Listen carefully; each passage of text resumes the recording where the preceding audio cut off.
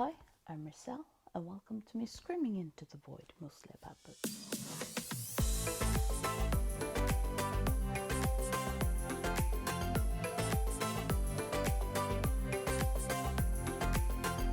A project where I read one book from each country of the world, and for Cameroon, I am reading Houseboy by Ferdinand Oyono.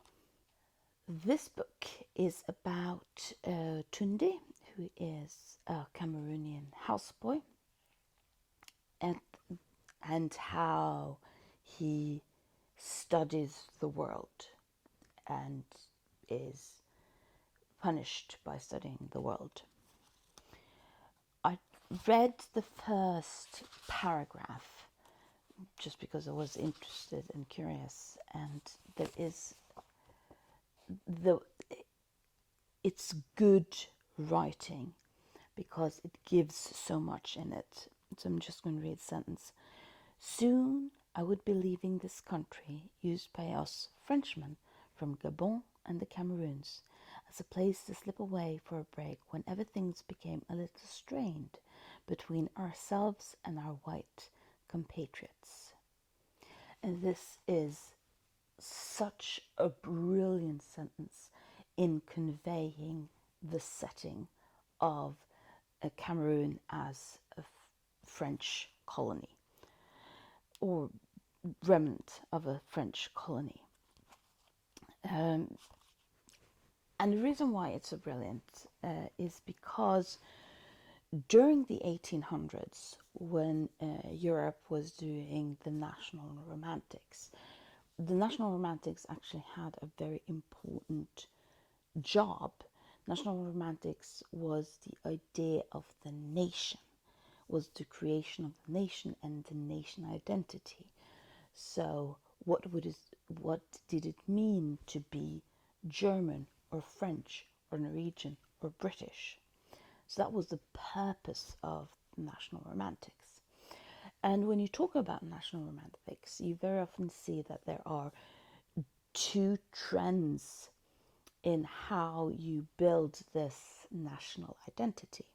Now, the German trend, because Germany was created by a bunch of different countries that was mushed together to create Germany, was traveling around and figuring out, well, what do we have in common? And that thing that is in common, that is what is the German identity. Now, France had a very different way of interpreting it, partly because of the Enlightenment and 1700s and the whole revolution history. It's complicated why they chose this route, and also partly because they were an imperial power. But what France did was that you had a group of elites based on who you're going to ask, who created the French identity, defined this as the French identity, and then spread that out into the colonies. And this was why it was so important to keep the colonies, because when the colonies then wanted to be liberated, wasn't just we want to be liberated. It was a way they were rejecting the French identity. So it's fascinating, sort of talking about how the black people living in the French colonies in Africa, for example, Gabon and Cameroon, are French, and they are referred to as French throughout the book. But it's French in air quotes. It's French, but not French. There is a doubleness to it. We aren't slaves, but we are equal, but not really equal. And that sentence that he presents it by using the French in air quotes, by talking about the country that he is in, and the country that he is in is Spanish Guinea. So he's in Spanish Guinea, is talking about how when you were black in Gabon and Cameroon, you needed a break from the white compatriots. Talking sort of shows and reveals how the French enlightening idea of the French identity was so complicated by how it was sort of transferred into the colonies, and why it was hard for the French to give up their colonies in a very different way than it was hard for the British or the German or the Italians, because France wanted them to be French. They were seen as French, but in practice, not really. So the fact that they're not really French, that they don't really see themselves as French, aren't seen completely as French, is a way of sort of revealing and poking fun at the whole egalitarian ideal that the French both have, and is a brilliant idea, but is sort of was historically used in a very odd way. So I'm very, very much looking forward to reading the rest of the book. It's probably not going to take so long. This is a part of the African Rights series. I've talked in length about this series. I'm looking forward to reading the rest of it. I'm done with Houseboy, and I just want to read something from the blurb.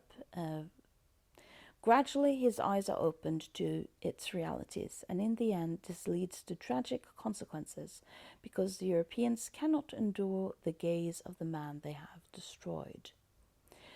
And what I mean with that is that I really enjoyed the book from a psychological perspective.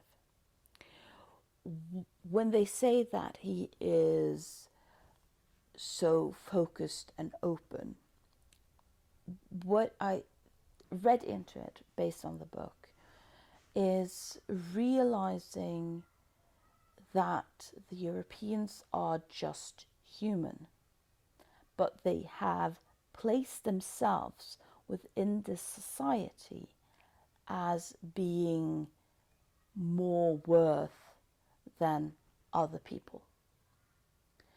So there is an imbalance within the structure of the society that doesn't really fit with the fact that these are just people, like the Africans that they are placing themselves above. And when he sort of gazes into them, I think that that realization is what is revealed and discussed within the book. What I also really enjoyed about this book is that this book is so brilliant at talking about projection, talking about how we hurt people because we are hurt. And I don't mean this by trying to have sympathy for the white Europeans within this book. I'm not saying that, oh, they are just harmed people and therefore should be allowed to do what they are doing within this book. What I mean with that is that, especially in a system where you are thinking yourself as more worth than someone else, having that questioned because you are still human means that it's very easy to project that anger towards yourself, towards other people, because they reveal that you are just human and make mistakes, and you're really not better than everyone else. Because if you're not better than everyone else, then how can you defend a system that places you above everyone else. So in this book, Ferdinand Oyono reveals a lot about the social structures and the social requirements within a system where not all people are equal. So within this book, Ferdinand Oyono reveals a lot and debates a lot of the social structures that are required thinking for the system to be as it is. And I don't think it should have been any sort of longer. It is a very short read. And I don't think that it would be better being longer. But I really want to read books that are similar to this. That sort of talks about the psychology behind the politics. Thank you for listening to me screaming into the void.